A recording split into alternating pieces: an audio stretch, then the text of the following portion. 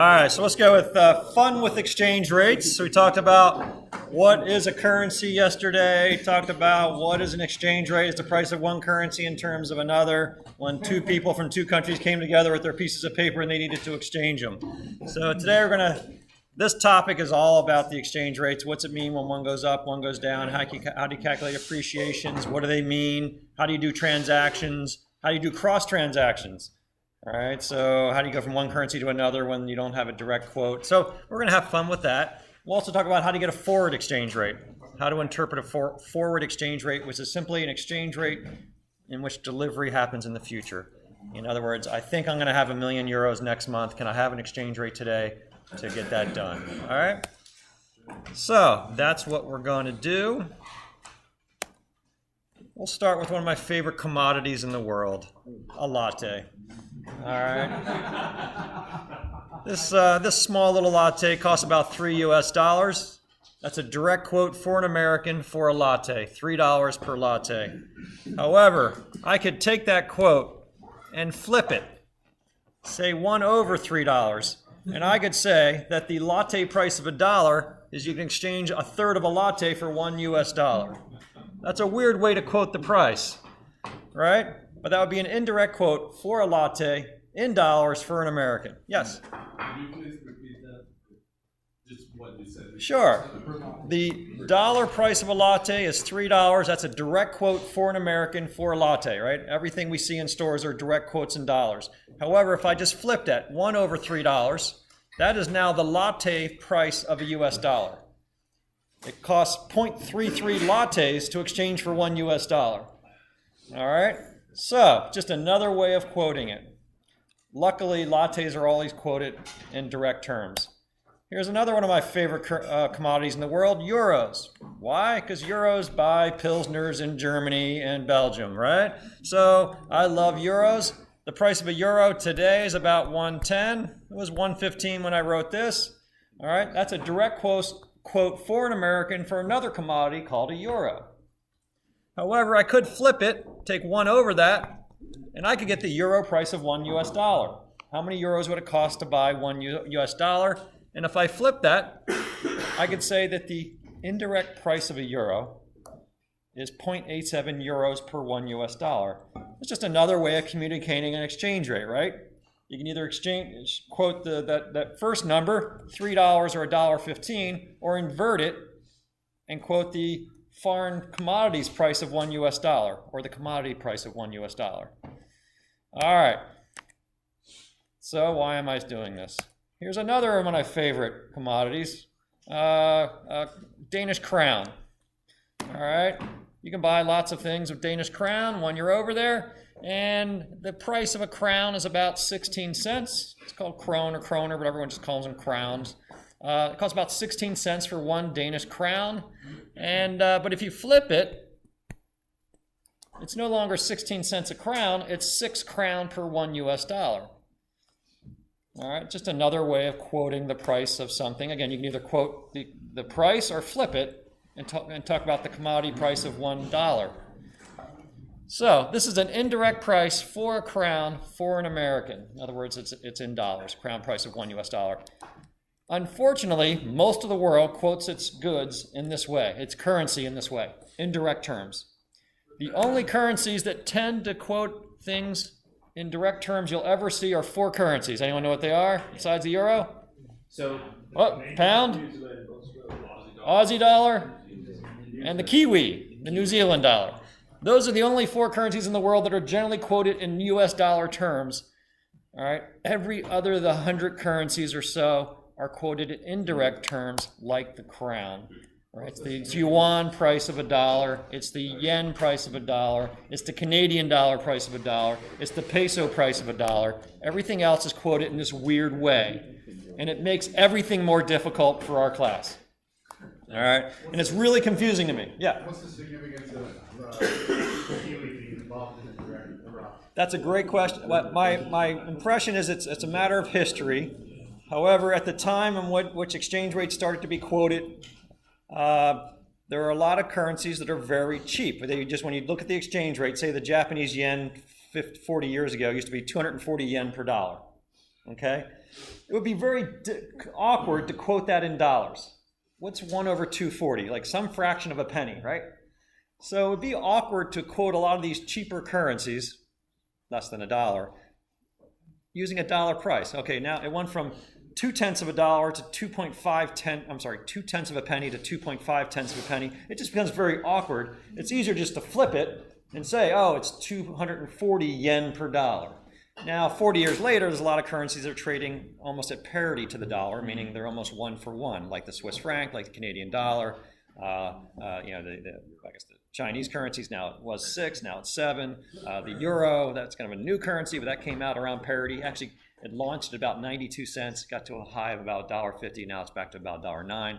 So it's a long answer to, I think it's just historically it was always easier to quote those really cheap currencies versus fractions of pennies, to flip them and talk about the price of their currency to buy $1 US. Does that help? Mm-hmm. Okay. This makes my head explode, and I've been teaching this course for years, right? Think about if you went to the supermarket, say Giant, and if you go into Giant, what if half the goods are quoted in direct and another half are quoted in indirect? That would be really freaky, right? So it's $4 for a gallon of milk, but it's 2 eggs per dollar. Right? That's the financial world. Right? Most of the bigger currency, the biggest currency, the euro, and one of the bigger ones, the pound, are quoted in dollar terms. But most all the other ones are these weird, like it's 2 eggs to buy a dollar. All right. Over there the same way. Like, so if you were in England, would the quote stay the same, or would it flip? Good question. I tend to see that it's the same, and I tend to see the same in the euro and the pound. Yeah. But I haven't been say Asia and see what they're saying. I assume they're saying the same thing. It would just be hard to quote those fractions. So great question. When I'm over in Vietnam, 1 over 20,000. How would you like to quote that number? It's selling at 0.0000 something today. Yeah. All right. So currencies around the world. We already said the biggest currencies are the dollar by far, then followed by the euro, and then kind of the rest. The pound, the yen, the Canadian, yuan, and everyone else. One thing that's going to help you figure out exchange rates is every exchange rate in the world has a 3-character code. All right, a 3-character code. So the dollar is the USD. All right, the euro is the EUR. And if you double click on that little thing right here, you'll actually get the full list. I forgot what the Vietnamese ones, VZ, I don't know, something like that. Anyway, we'll look in the next slide. So every currency has this 3-character code that internationally is recognized. All right, so when you see a currency, I'm going to show you the secrets of the world. When you see a quote, if you see the quote for a euro, it's always going to be written one of 3 ways. They're either going to say it's the EUR, which is the euro, and they'll just smush it together with USD, or you'll see EUR-USD, or you'll say EUR/USD. You'll always see it in that order, though. EUR-USD, because there's a structure to our world. That structure is whenever you see 2 currencies, a pair. First of all, it's pretty obvious, right? Every exchange rate has to be a pair of 2 currencies, right? Right? You can't just quote a currency without the price of another one. So whenever you see 2 codes, what they're telling you, the first one's called the base code. Actually, it's you're about to get the price of this. I'm about to give you the price of a euro. I'm about to give you the price of a euro. And I'm going to quote it in that currency. So this is the dollar price of a euro. This is actually the 3-character code for the Swiss franc. It must be Swissy French language for their government name. But I haven't been able to figure that out. So CHF is I think it's the official or some archaic way of... Yeah, so it is the Swiss franc. So this is the Swiss franc price of 1 euro. This is the US dollar price of 1 euro. This is the dollar price of 1 pound. So anytime you see dollar in the second place, here, that's when these are dollars, quotes. So this is the dollar price of a euro, the dollar price of a pound, the dollar price of an Aussie. I don't have a New Zealand dollar, which is NZD, I believe. But that would be written also as USD NZD, the dollar price of a New Zealand dollar. Every other currency, you're actually getting the price of a dollar quoted in yen. The price of a euro quoted in yen. So this is the yen price of a dollar because it's USD JPY. This is the yen price of a euro. So it costs 129 yen to buy a euro and 111 yen to buy a dollar. We'll do cross rates in a minute. I can convert those. So what are our exchange rates then? This is the dollar price of a euro, the yen price of a dollar, the dollar price of a pound, the dollar price of a Aussie, the Canadian dollar price of $1 US, the Swiss franc price of a dollar. It's hard to say Swiss francs, so we just say Swissy. This is a yen price of a euro, a pound price of a euro, a Hong Kong price of a dollar, a Swiss franc price of a euro, and a Korean won price of a dollar. All right. If you go to your internets and you want to Google an exchange rate ever, you just go there, and if you want to know the price of the euro, EUR, USD.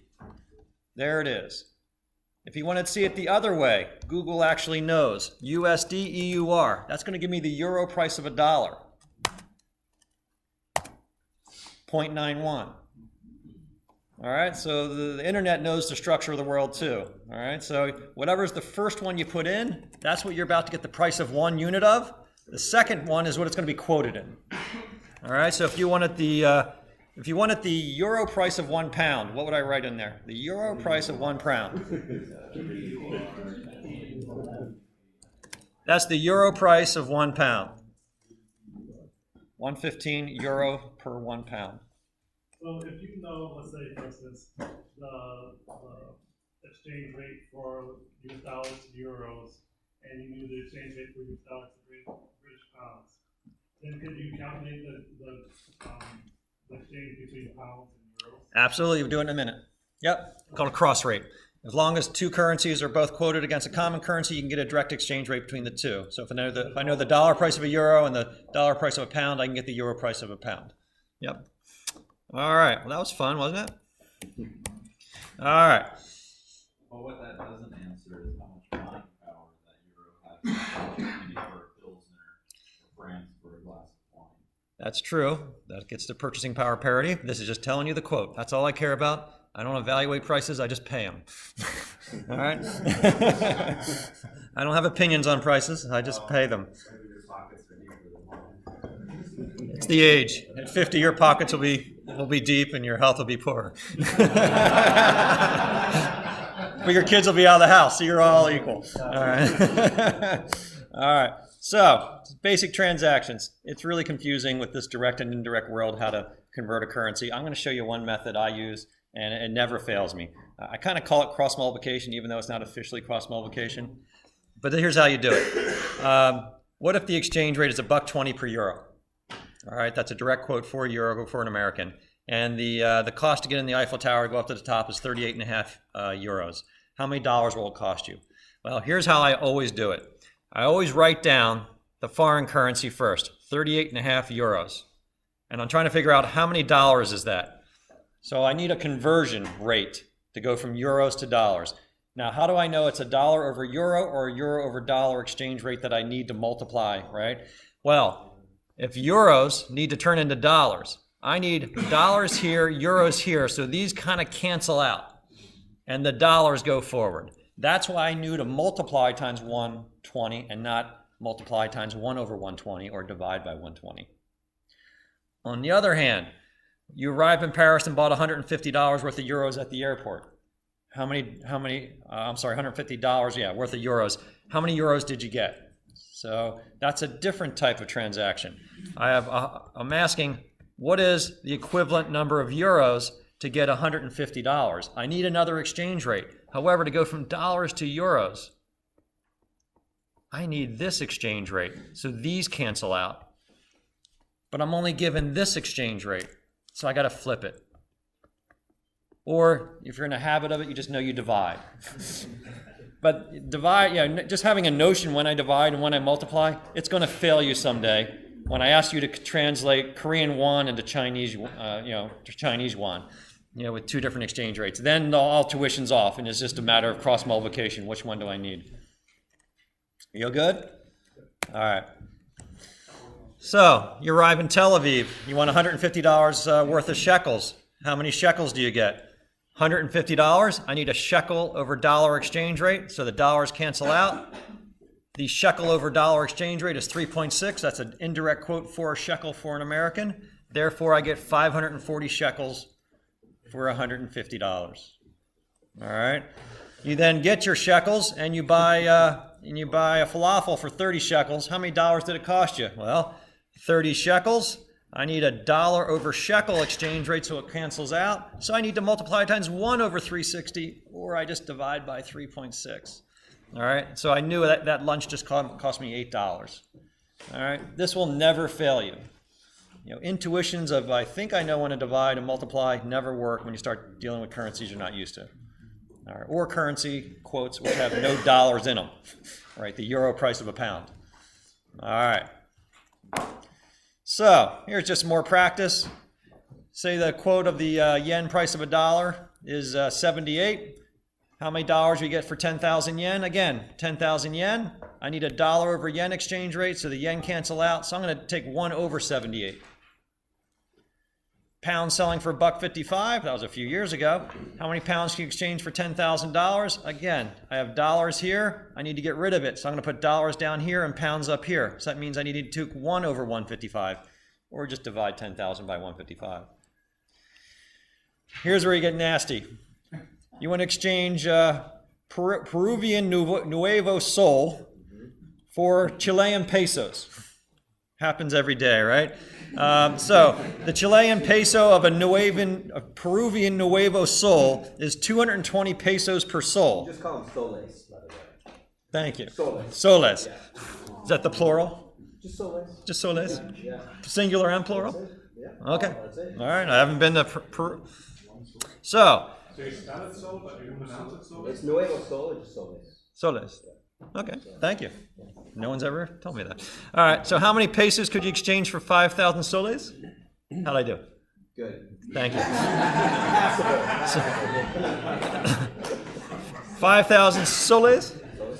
I need a peso price of a sole. So this is a peso price of a sole. So I just multiply times 220 and I get 1.1 million.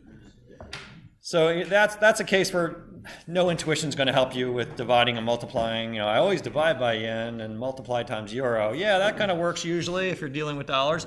But this is a case where you have to know exactly what exchange rate is required. All right, you okay? Not too bad. All right, yeah, Lucio. So this all depends how you value the currency in terms of direct or indirect. Yes, exactly. But if you are in different countries, it's all the way around. Right? Like let's say you're working in China. They see, China here is like it's a direct. Well, I don't. So I don't know. Does anyone know that for sure? In China, do they quote the exchange rate as 6 to 1, or do they quote it as 1/6? In Brazil, they quote it $1 as a real. So if you get a quote here, it's like okay, 1 real is like 1.4 cents a dollar. So they are quoting in indirect terms in Brazil Yeah, for real. Yeah, the way they quote it. Okay. And I'm assuming other countries are the same. Yeah. So good question. So we need to figure out what exchange rate are you looking at. So what is the exchange rate for Brazil right now? 1.4. 1.4 what? $1.4. Oh, $0.24. So it's like 4 to 1. If we go there, they're going to say what is the exchange rate? It's 4 reals per dollar. Right. But in Vietnam, what do we think they'll quote? Will they quote 1 over 20,000, or will they quote 20,000? 23,000 per dollar. Yeah. So we'll find out. I want to see. Now, all right, now I'm interested. I haven't been to a country with exchange rate that high, just nominally. I don't even know what would be close. I guess I was just in Hungary, and that's like 200 or 300 to 1 or something like that. All right. So we'll find out. All right. Cross rates. Who mentioned cross rates? Chris? All right. The Chilean peso is selling for 700 peso per dollar. It's 3.5 sole per dollar. How many sol will you receive for 10,000 pesos? Oh my God. Okay, so You want to go from one foreign currency to another foreign currency, but both of them are quoted against the dollar. There's two ways of solving this. One is do two transactions, moving in dollars and out of dollars. The other way is getting a cross rate. So here's one way of doing it. If I want to go from peso to sol, I could first just pretend I went into dollar first. So I can go from 10,000 peso times $1 over peso exchange rate is $14.29. Then sell the dollars at 3.5 sol per dollar and get 50 sol. So I could do it that way. Just do two transactions where I go from peso to sol, or peso to dollar, dollar to sol. Or I can do a cross rate and say what I really need, if I have pesos, 10,000 pesos, and eventually I want to get to see sol, I need this exchange rate, right? That's the exchange rate I need. How do I get that exchange rate? Well, if I need, I'll write it up here. If I need this exchange rate, S over P, I need S and I need P. I could just fill in with dollars. So if I just take a soles over dollar exchange rate times $1 over peso exchange rate, that'll give me a soles over peso exchange rate. Now here's where it gets a little confusing. I need a soles over dollar exchange rate. Oh, that is it. Okay, so I can just use 3.5 for that one. Great. All right, I need $1 per peso exchange rate. Oh, I don't have one. Okay, I need to do 1 over that one. So the actual exchange rate is 3.5 times 1 over 700. That is the soles over peso exchange rate. You might want to go with the 2 straight. You have to do this like in computer app somewhere? Yeah. You can do this with computer app. So, Lou, if you had the exchange rate for the peso to the dollar, would that simplify the middle part of your cross rate solution? well, I do have the peso per dollar. It's 700 per dollar. Okay. However, in this transaction, I need to flip it. But you're right, if you had the 3-character code for both currencies, you could get Google to also tell you that exchange rate. All right. The warning is, however, when we start doing modeling, we're trying to value ventures, we're building spreadsheets to convert currencies, and there we can't just Google the answer inside our spreadsheet. The other thing I'll mention, we'll talk about later, is when there's bid-ask spreads. Right? How international traders, currency traders make money is there's 2 prices for exchange rate. There's always 2 prices. So you wouldn't, and what you really care about is the actual price it would cost to buy a currency, and that kind of fails you. So in other words, you need to have this skill if you need to get an exact valuation. All right, so that's a fun cross rate. Now here's an easy thing to do. We're just going to calculate a percent change. Everyone knows the percent change formula, right? New minus old over old. Right? New price minus old price over old price always gives me a percent change. Okay. Great. So if I want to see how the euro is appreciated, I could take the new price of the euro minus whatever it was yesterday, divided by whatever it was yesterday, and that'll tell me the percent change of a euro. So here's a crazy price of a euro about 8 years ago. The euro went from $1.50 to $1.65 just when I was going to Europe. So I was paying a lot of money for beer. The question is, what was the appreciation of the euro? Well, that's easy. New minus old over old. There was a 10% appreciation that year in the euro. Now, why do appreciations of currencies, why do we calculate them? Because it's also how much more I paid for beer. As long as the Pilsner price at the bar didn't change, the euro price of the beer didn't change, at the beer garden. Right. As an American, I paid 10% more. I paid the same amount in euros for the beer, but I paid 10% more for the euros. All right. So, if you're buying any goods in Europe and you see the euro devalued by 5% this year, that means those goods are 5% cheaper as long as they didn't change the euro price of the good. All right. The actual sticker price in euro. All right. Yeah. So do they ever change this? They do, right? So And they don't change their So you need to know both, actually. So what the appreciation tells you is if the sticker price didn't change, the actual invoice price in the foreign currency didn't change, this is just how much more it would cost as an American. Also, if you're an American and you're generating euro revenue, so you're selling to Germans and French, and they're giving you euros, because that's their way they do business, and if the euro appreciates 10%, you're going to show your top line growth is 10% higher, even if you didn't sell any more units, just because you got more dollars when you send them back to the States. All right? So that becomes really complicated when you're trying to evaluate your staff that have international operations. You can't just look at their increase in dollar sales, because that's influenced by the exchange rate. You need to look at units. Okay? Yeah. No, but if the American company make their money inside of the Eurozone, and they spend the money right there, they don't see any difference, right? Right, it's only when you bring it back to the States. However, the financial statements are reported in dollars, and they have to be translated at the exchange rate. Yeah. So it is going to get reported. That revenue has to be reported in dollars, right? It's obvious, right? All financial statements are in dollars. They can't just add up different currencies, right? So everything has to be translated back to the dollar at the current exchange rate. And if you have the same unit sales, but the euro appreciated, you're going to show top line growth. Even though the only thing happened is, for some reason, the Germans raised interest rates and their currency appreciated, and it looks like you're a superstar salesman, right? Well, no. Yeah. So for us, And then you, Max. are traveling to Vietnam, should we do a forward contract? Do you think there's just curious? No. No, we're gonna wait. Unless that expenditure is a large expenditure in your life, I would not worry about a forward transaction. You're bringing somebody back. But so great question though.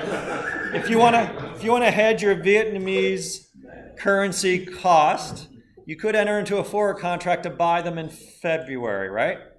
What's an easier way to hedge? Just buy them today. I mean, otherwise, just buy them today. If you're worried about the exchange rate, just buy them today. Just lock in today's prices. And I don't even have to, I can just do it now. I can go to AAA office this afternoon and go to and get the exchange rate. You're just gonna wait though? Yeah. Okay. Yeah. Now, what I'll tell you, well, we can go into, I'll talk about that next weekend. All right. Now we're going to talk about consumer FX. I don't want to spoil, I don't want to tell you everything. All right. All right.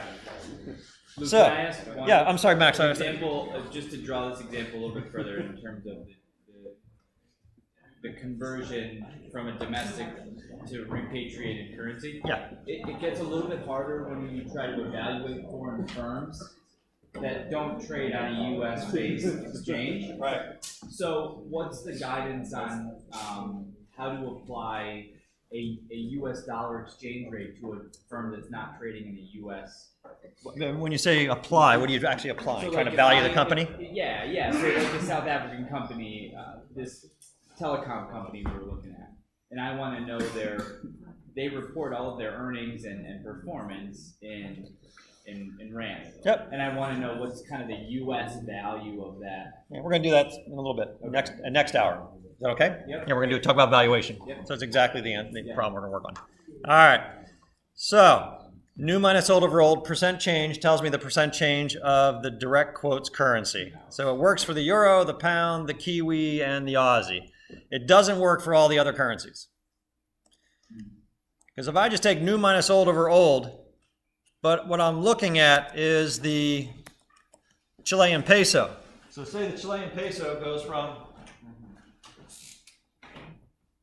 600 to 700. If I do new minus old over old,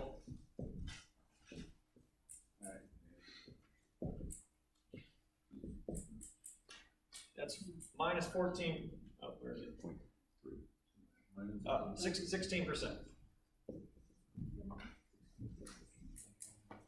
All right, so something's price went from 600 to 700, which was a 16% increase.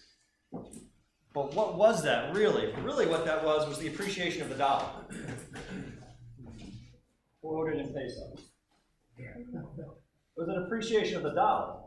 Because the big confusion part is when you see this exchange rate, I always talk about it this way. That's the price of the peso. Right? That's the way I'll talk about it. That's how everyone talks about it. The price of the peso was 600, and now it's 700. But what you really should say is the price of a dollar was 600, now the price of a dollar is 700. Because that's not the price of a peso, it's actually the price of a dollar. Actually, if you want to talk about the price of the peso, it actually went from 1 over 600 to 1 over 700. That's what happened to the price of the peso. And that's really obvious. Oh, the peso devalued. The dollar appreciated. Yeah. Was it the dollar that appreciated, or was it the peso that depreciated? Yes. Like we get, Yes. it could be either way. It could be both. It has to be both. So the dollar price of a peso used to be 1 over 600, whatever that math is. Now the dollar price of a peso is 1 over 700. It has devalued.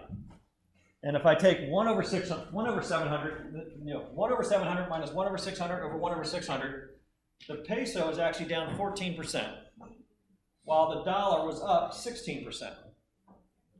Now, why can't you just flip the signs? Why is it always plus 16 minus 16? It just happen to be ratios. Going from, say, 1/3 to 1/2 is different than going 3 to 2. So just percent changes just make it a little funky. So that's why you can't just say, well, if I can just I can just flip the sign and just say, well, if the dollar is up 16, the peso must be down 16. Well, no, actually the peso is down 14, just because of the ratios. So most currencies are indirect quotes. So I can't just use the percent change formula to tell me what happened to the peso, so I know what happened to my revenues or costs. So what do? You can either do this, just convert everything to direct quote and always solve problems this way. The new price is 1 over 700, the old price is 1 over 600. So you can do that.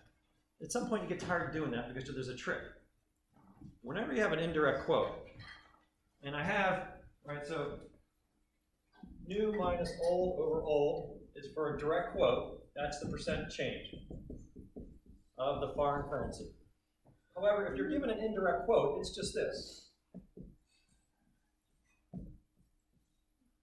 which is the percent change for a foreign currency.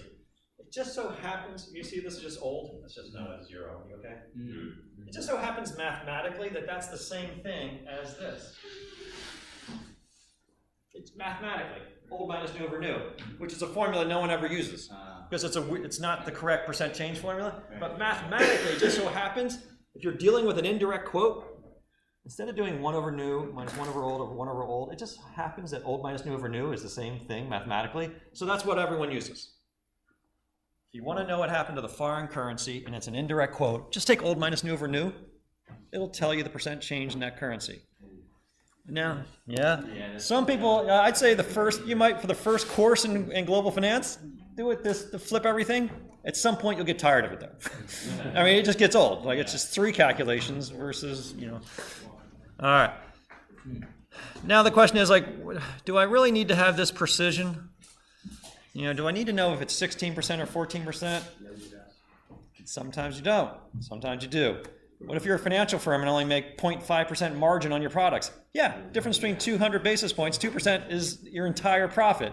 So yeah, it makes a big difference if you need to know, did the cost of my imports increase 14% or 16%? Did my revenue go up 14% or 6% or 16%? That's a big number. All right? So yeah, you need to know whether it's 14 or 16. All right? All right, any questions on this? This just kind of proves something. Say that the Chilean peso goes from 600 to 700, and we said that was a 14% devaluation of the peso and a 16% appreciation of the dollar. We okay with that? Sort of.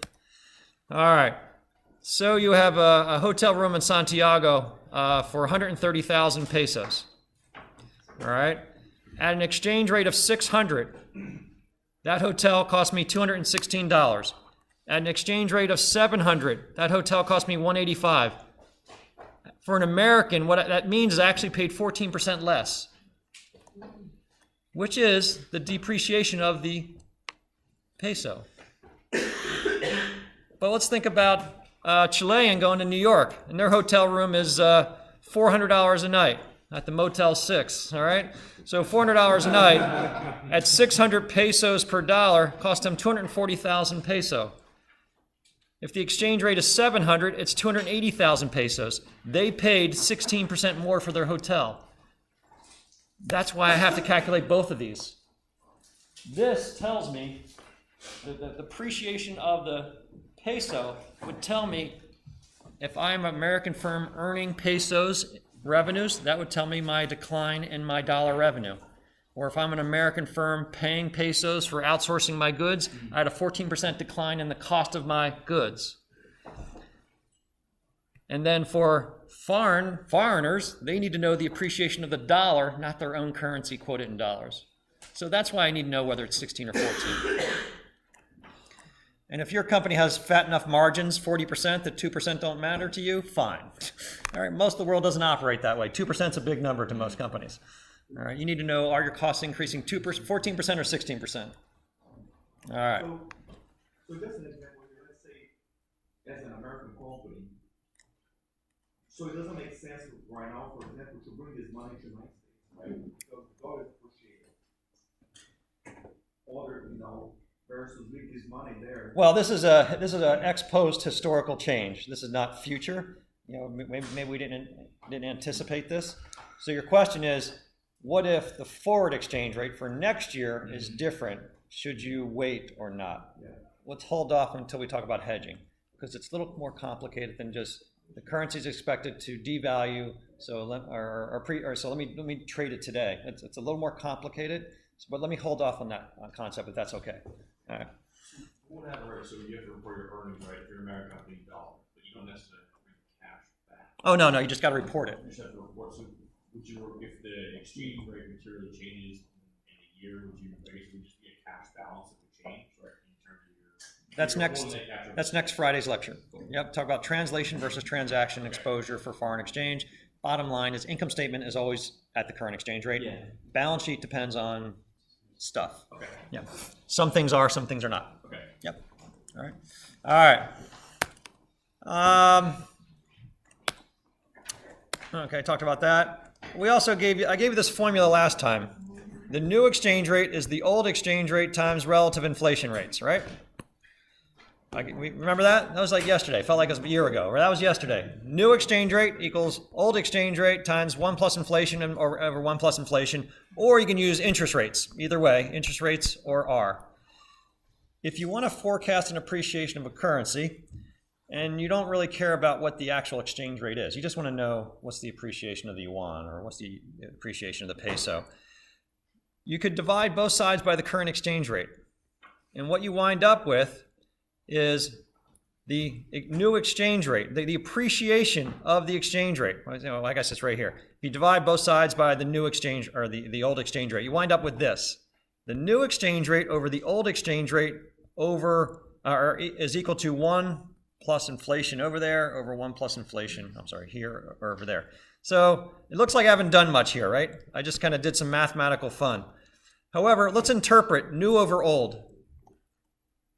If a new price is $1.10 and the old price is $1, it's a 10% increase, right? So whenever you have new over old, it's actually telling you 1 plus an appreciation. Does that make sense? Mm-hmm. 110 over 100 was a 10% increase. So 110 over 100, 1.1 is 1 plus the appreciation. So if I rearrange the formula like this, if I just take a ratio of the two inflations, it's actually telling me 1 plus the expected appreciation. If I then subtract 1, I get this. If I want to know the appreciation of the euro over the next year, I'll put US inflation, euro inflation minus 1. Which is approximately equal to this.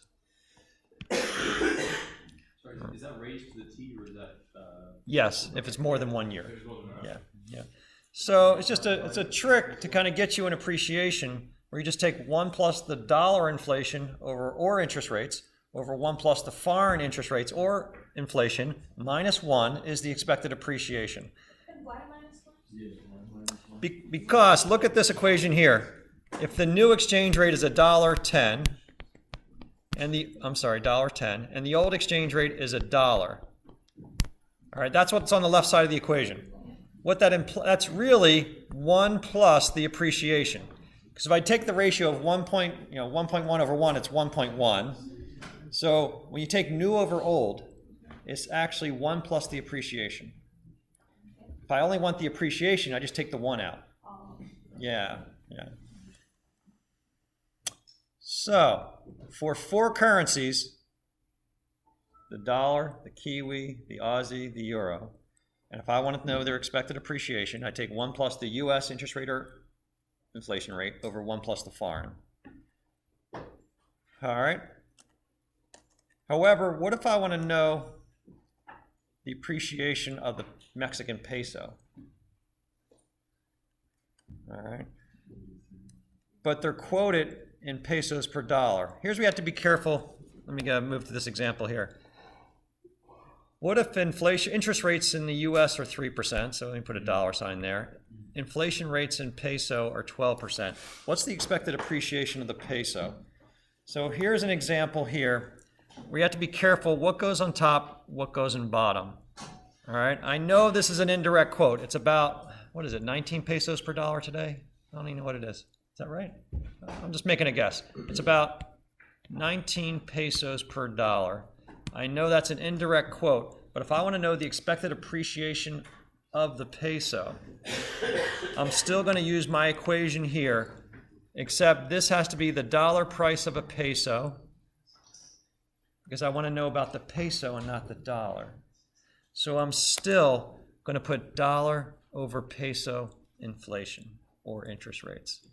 All right, so I misspoke. I said it only works for every foreign currency. If you want to predict their appreciation, just put the U.S. interest rate or inflation on top and the foreign on the bottom.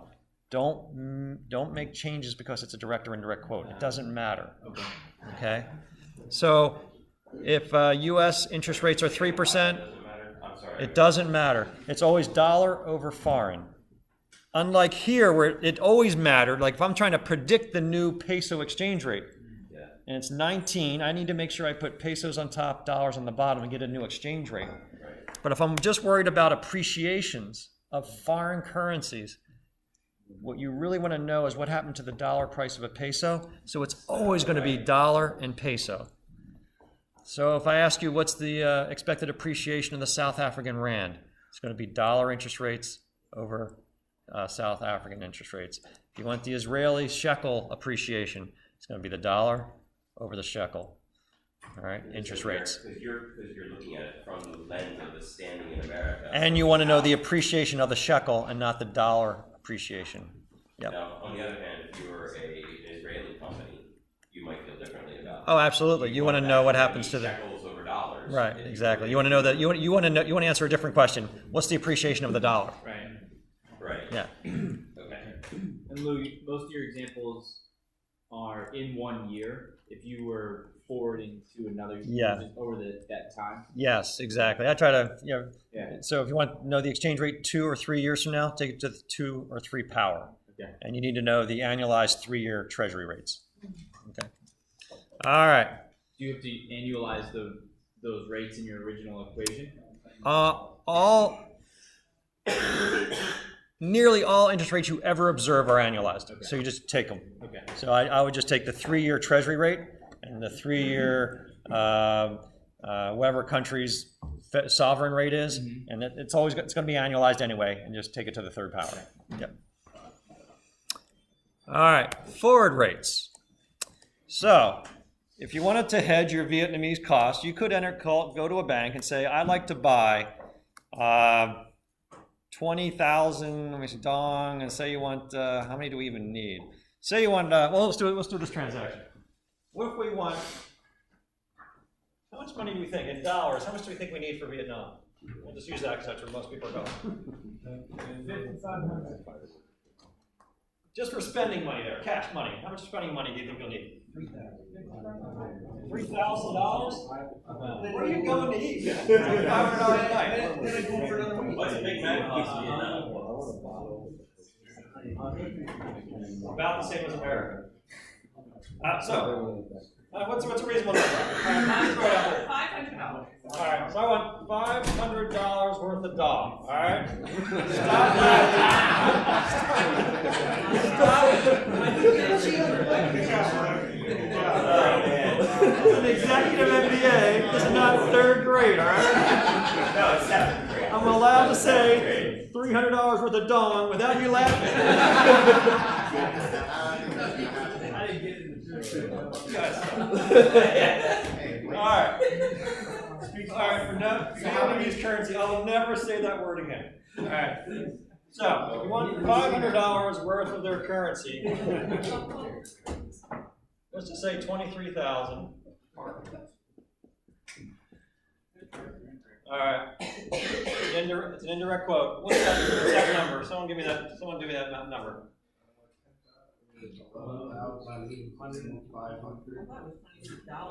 What? It's 23,000, right?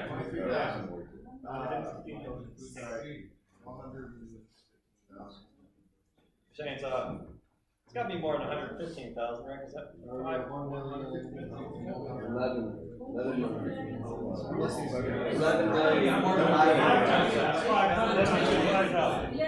Help me out, people. 11.5 million. We're gonna be millionaires, guys. Yeah. I can't wait to see it. All right, so we need about 11.5 million Vietnamese currencies, right?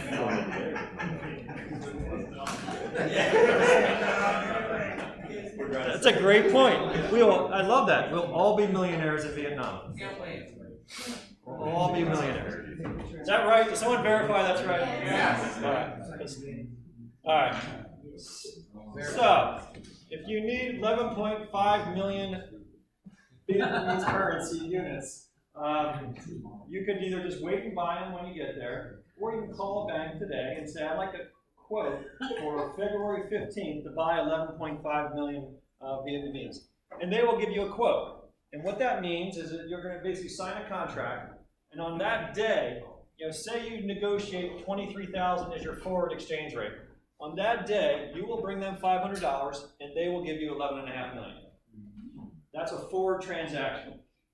All right, and if you're Microsoft and you expect to get 10 trillion dong in 1 year from now, what you could do is enter into a forward contract to lock into an exchange rate, and that date you deliver the currency in dollars.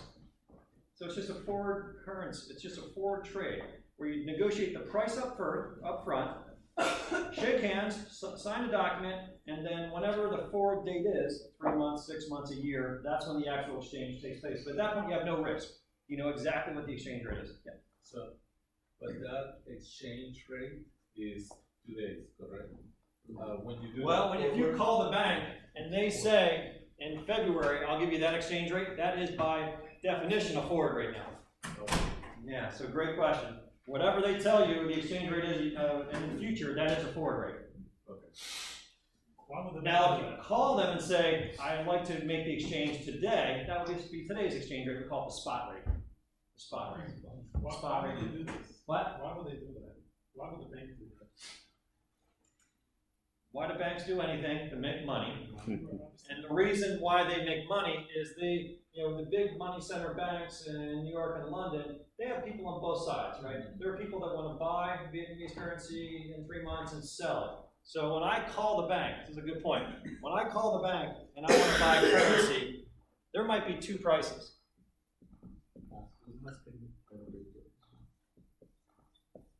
And depending if you're a buyer or seller of that currency, they'll quote you a different price. And they're just being a middleman. So they're going to make a difference in the spread. So when you call, they're going to say, are you buying or selling? Because I'm going to give you a different quote. All right, now, if it's euro, the spreads might be this. All right, that might be the difference between buying and selling a currency. Meaning that if I call the bank, I can buy euro 6 months from now at 109.40. But if I tell them I want to sell euro, I can only give you 109.35. And they make that 0.005 difference. That's why they do it. Does that help? Yes. All right. But you wouldn't know that. You just call the bank and say I want to sell them or buy them, and they just give you a quote. Right? I mean, the nice thing we say is, if I'm buying or selling, what are my prices? That way you kind of see the profit margin. So they're not even considering what they think where the exchange rates are gonna go up or down. They're just taking their cut from the transaction. Well, so there's two views of this. One is they have buyers and sellers on both sides, and they're just matching them up. But what if they didn't? But there's, yeah, like a bookie. But they're also willing to trade at any price, even if they can't get anyone on the other side. What they can do is they can hedge. All right, we're not going to get into that because that would be a more detailed investment bank type class. But say if Goldman Sachs winds up on this side of the trade, we'll just do the euro one, it's easier direct. This side of the trade where they're gonna, they've quoted to deliver euros to some customer next year at a fixed rate. Well, the ways they can hedge, or one way they can easily hedge, is just buy the euros today and put them in a bank. That's how they could hedge. In that case, they would think that the exchange rate would go in their favor over that. Well, they wouldn't care. They have the euros to deliver to you. It wouldn't matter. What it comes down to, I guess this is more technical finance, and what it comes down to is if I have a contract, if Goldman Sachs has a contract to sell 100 million euros next year and they feel exposed, what they could do is just buy the euros today and deposit them in the French bank. Then the question is, well, what's the interest rate in the French bank versus interest rates in the US? Am I losing out a little bit? So it has to do with interest rate differentials, which is our formula for predicting exchange rates. All right. But you don't need to know that, right? As a manager at a corporation, that's just the price. I just call 5 banks and get the best price for the currency. All right. Here's what last thing we have to do today is the last couple slides here. All right. I hate to do this to you. I took it out for a couple years, but I added it back because if you Google exchange rates. So let's do the EUR USD forward rates. And click on the first thing.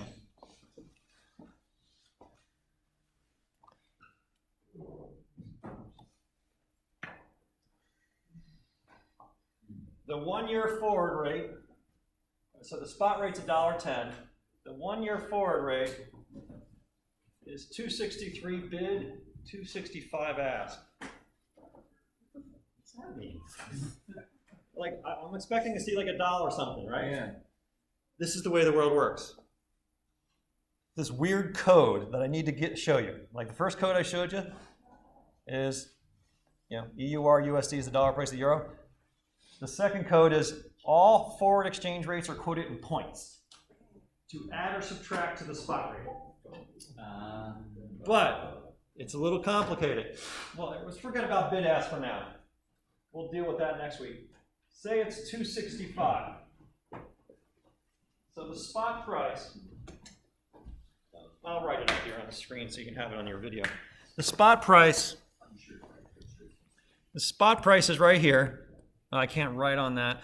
All right, so spot price is 110 and the forward points are 265. All right, so the spot price was 110, and let's just make up some numbers there, just get some more decimal places. And the forward points are 265. That's what they said the 1-year price is. These are actually points. So what does that mean? In quoting currencies, traders need some shortcuts. Because they don't want to say, oh, the price is 112, 1.1234, right? That seems like a hard... And if they're trading it every minute. So what they'll do is quote this last number as a point. The euro's up a point today, or 9:30 a.m., meaning it went from 1.234 to 1.235. So they call the last decimal place a point. And the last decimal point is the thousandth. Right. 10,000. So when they say 265 points, It's that increase on the, yeah. you actually have to kind of right justify it. And what that means is the 1-year forward is actually that. So it's a nominal number, it's not a percentage. It's a dollar number. It's a dollar price of a euro. So it's $0.0265. It's 2.65 cents. So to compare that between currency is very misleading because it depends on the actual exchange rate. Absolutely. Yeah, and whether it's direct or indirect, because those points could be in yen if it's an indirect quote, and we'll look at one of those. So I think you just answered the question, but stated explicitly, 1 point is 1/110,000th of a unit of currency. Because the fourth decimal place is 1/10,000th, right? Correct. Yes. Correct. I'd like to say it's that simple, But it's not. except some currencies are quoted in 4 decimal places, like the euro. Some currencies are quoted in 2 decimal places, like the yen. So for the yen, 1 point is 100th, because it's the second decimal places where they stop quoting. So for the yen, they might say it's trading at 110.12. So if I added 265 points to the yen, I'd add 2.65. So for Vietnamese, it will be 5th or 6th or 7th decimal. Oh, I couldn't even find forward prices on the Vietnamese, so I'm not sure. I have to go to Bloomberg to find those. The points correlate closely to the actual percentage increase. Precision. No, it's just a currency price difference. That's all it is. So in both cases, it's 265 points would be about 2 to 3% increase. Well, that's only because these start with about 1. But what if it's what if it's the Chilean peso 700.25 and I'm adding 265 points? So again, That's nothing to do. it's not precise, but it's the order of magnitude. No, I don't think so at all. Because this is about $1 and this is about $100. That 2 happens to be 2%. But what if the euro was selling for $2? Well, then that would be 0.5%, right? or 1%. Yeah. So just to walk through what that looked like on that website that you just talked about, so is that to mean that, this is the one.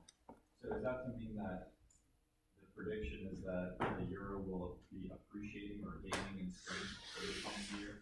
Yes. Okay. So then I guess it's possible then to have maybe a different currency where the prediction is the opposite and that the points are lessening, or can you get negative points? So let's try,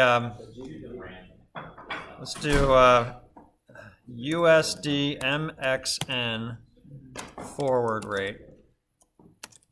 That's a historically weaker currency that depreciates because they have higher interest rates and inflation.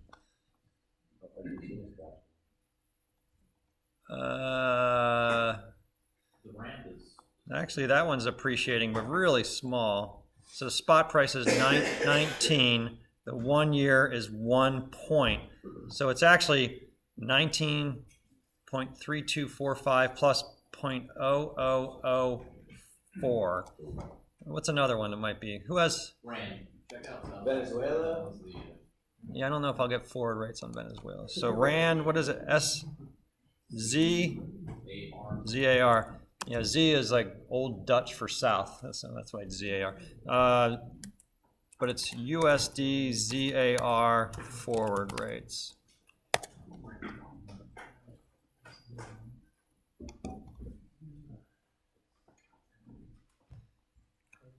Oh, I'm sorry. So that's not it. That's India. Well, actually, this works out. I was wrong when I was looking at the Peso. I said it was positive, so I was looking for negative now. But that was telling me that the exchange rate's going to go from 19 to 19 plus a little bit more, right? Because the number was positive. That actually is a devaluation of the peso, right? So the fact that the points were positive, some of the pesos devaluing, the dollar's appreciating. This is also telling me that 1 year from now. 1 year, so the spot price for the Indian rupee is 70 rupee today. 1 year from now, add 295 points. Ooh, that's a 3 decimal place currency. Oh. So what am I going to do? Add what?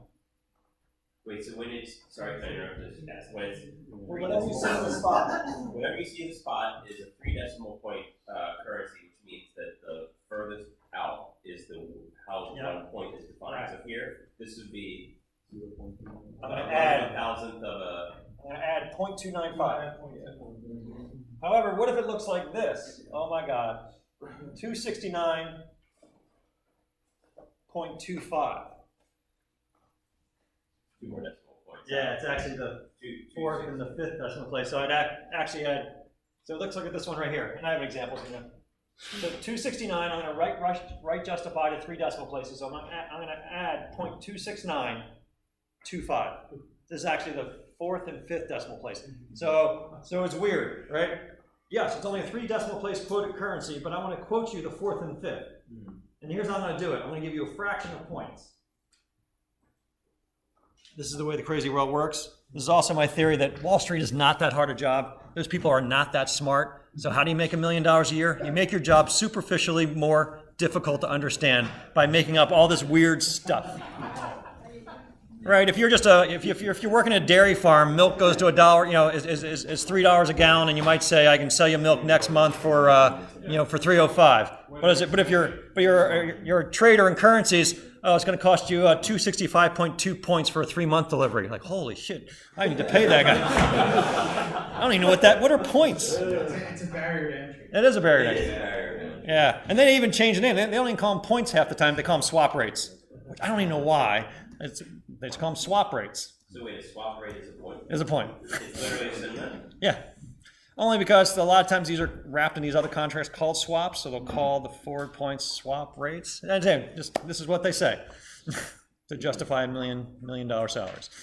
Question? Or are you just taking the air? A little bit of both. I have to look good for the question. Can you use it in a sentence? Swap rate? Can you use it? Like a script. That would be all of a sudden.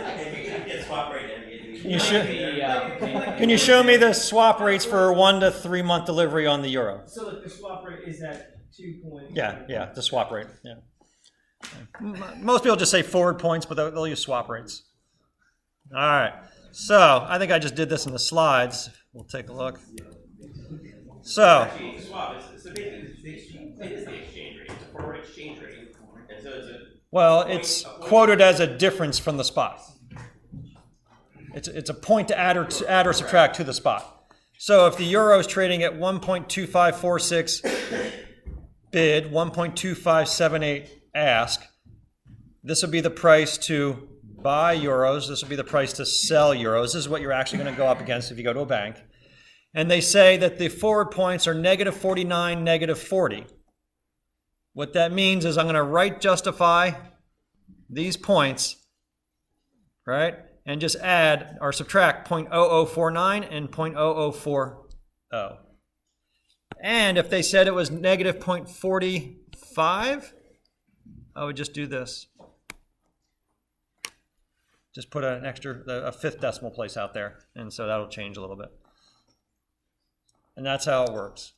I mean, so I took this out initially, but then I realized that almost all prices you'll ever see in forward prices are quoted in points, and you'd be like, well, I don't know what this makes sense.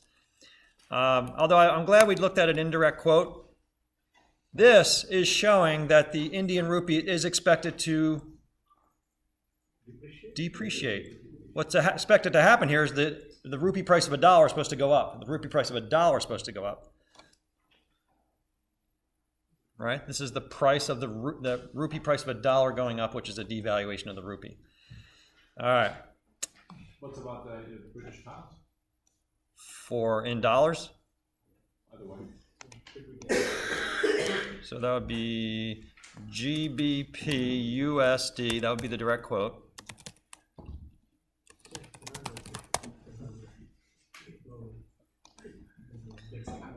So now this tells me the pound's going to appreciate. Appreciate. All right, now back to this reflects interest rate differentials. That tells me the British have lower interest rates than the U.S. That's what all that tells me. That's my guess. Because if it's So you're saying it's not a prediction of Brexit? It is not a prediction of Brexit, because we're not teaching a technical derivatives class, but the reason why forward exchange rates and future exchange rates reflect differential interest rates is because these banks could hedge by simultaneously borrowing in two currencies. It has to work if the differential in today's exchange rate and the forward is not the differential in interest rates. There's a potential for arbitrage profits. So they have to be that way. For countries which have very little risk of default. It doesn't work if you're looking at Zimbabwe dollars, but if you're talking a dollar versus CAD versus Japan versus the euro, it has to reflect differentials in interest rates. Okay, so I can't make money on inside and out. If I'm the best friend of Johnson and I was actually going to bail out in the last moment, I can't leverage that to earn money because this is just not reflected in the forward rates. These are the forward rates. Right, but the risk of Brexit amount, as you just said, is Isn't not priced in, forward. yeah. Did I understand it correctly? Because there's a way to. Brexit is irrelevant to this because it's literally just the reason why these exchange rates have to be this search. Well, no, I don't want to do that. Oh my goodness. I have a 15-minute lecture I want to give you, which is an arbitrage argument that if it wasn't such that the interest rates reflect the differences in forward rates, I could show you how I can make money by, say, buying a currency, depositing it in a U.S. bank. I'm sorry, buying a euro, depositing it in a German bank, finance that with a U.S. dollar loan, and show I can make guaranteed profits if that forward rate doesn't reflect the two interest rates. I don't want to do that, but that's what it comes down to. I find that from you. So the forward rates do not reflect the exchange rates in the future. They just reflect a differential between interest rates in different countries. Yes, for countries that have very little default risk. Once you get to things like Zimbabwe, then all bets are off. There's speculation. So is there any way to speculate on Brexit in the foreign exchange market in some way? Sure. Short British bonds. And stocks. Yeah, I think so. And just betting on a weaker economy, though. All right. So let's get back to this. I think that was. Here's the yen. Say if it's quoted 78.45, 78.55, and they give you 122 and 144 bid and ask points. I'm just going to write justify and add 1.22 and 1.44. And then these are the prices now. 79.67, 79.99 bid and ask. Price to buy and sell currency. Why is the spread different for different currencies, different exchange rate pairs? Well, first of all, bid is always lower than ask. There's always going to be a price to buy, a price to low.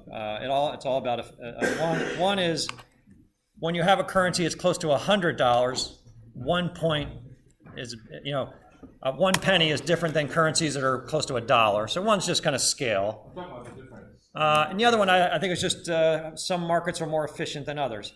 The euro is a very efficient market, a lot of traders, so there wouldn't be much. There'd be very narrow differences because of the competition of banks for that money. But if you're trading, say, Vietnam, I would expect those spreads to be wider. Yeah. The difference between these two numbers. All right. And then here's the fractions of points. So in this case, this is only two decimal places. This is the third decimal place. So I'm going to put it out here. This is the third decimal place. I'll put it out here. Is the forward rate contingent on expectations of future exchange, interest rates? No, it's the current interest. So if we're looking at a 1 year forward, it'll be the current yield on treasuries for one year treasuries and the current German Bund yield. So no, they're observable facts. What is the 1 year sovereign rate in Germany right now? What is the 1 year sovereign rate for America right now? That's what it is. All right. More quotes. This is actually the same thing where I was actually trying to do. I forgot I actually did this from the other day. Spot price, and it looks like it's 261.46. So I put the 4 and 6 out here as the 5th and 6th decimal place. All right. So last slide. So as far as the forward contracts, you could use these forward contracts or just call up a bank, and if you have any obligation to pay Chinese labor or to buy a German product next year, you should be locking these down with forward contracts. If you know you have a liability, in a foreign currency, why wouldn't you get a contract to lock into the dollar price of it? And all it takes is a phone call. All right, I need to buy this German turbine next year. It's going to cost me 10 million euros. Why would you ever just wait and pay it next year? If you know that's a guaranteed contract, you should enter a forward contract to buy 10 million euros 1 year from now, lock in the price, and you don't have to worry what the exchange rate does. So that's what it comes down to is the worry or the risk of... The risk that you don't actually need them. Yeah, you don't actually go through with the sale. And if you're expecting, say, 50 million euros of revenue next year, why wouldn't you enter into a contract to at least sell 45 million next year at a locked-in exchange rate? Kind of what is your lowest amount of sales I'd expect to get next year? Lock it in with a forward exchange rate, and you don't have to. You can't control an exchange rate, right? So why wouldn't you lock in a price if you know you have a big exposure, either revenue or cost in a foreign currency?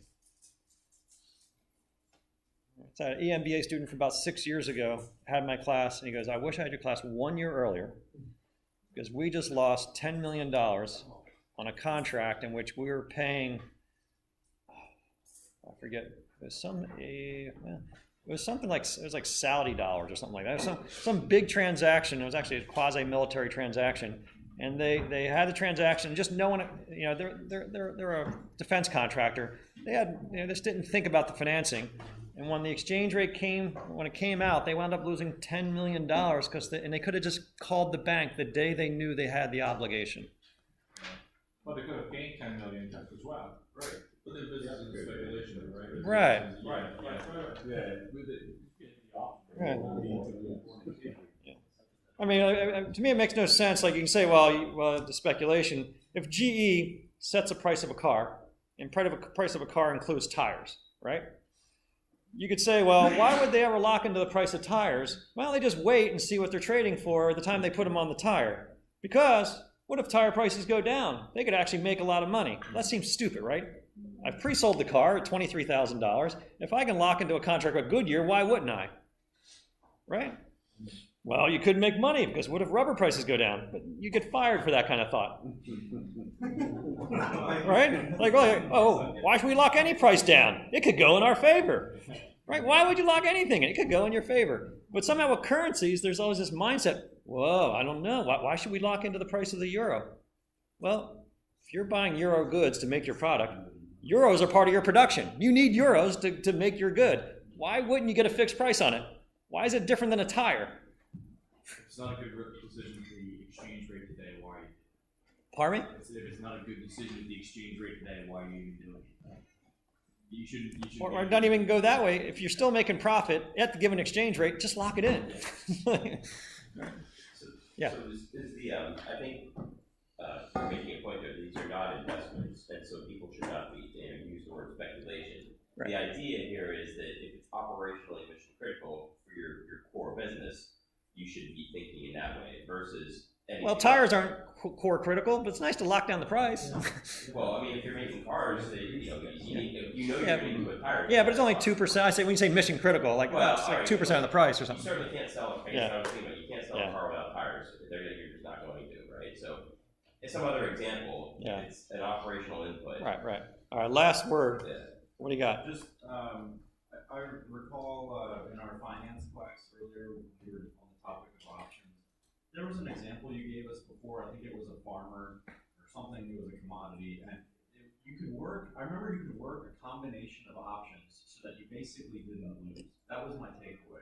Yeah, I hope it was a correct takeaway. We're doing that next week. Yeah, we're going to do options next week. So you could enter into options to buy the currency at a fixed price, but walk away if you don't need them. And we'll do that next week. That logic still holds true for this. Absolutely. Okay, great. If I think I'll need to buy this piece of machinery next year and need 100 million euros, I could pay 2 cents a euro to have the option to buy them at $1.09, but then I could walk away. And that'll be next week's lecture, next Saturdays. All right. 11:05. 11:05.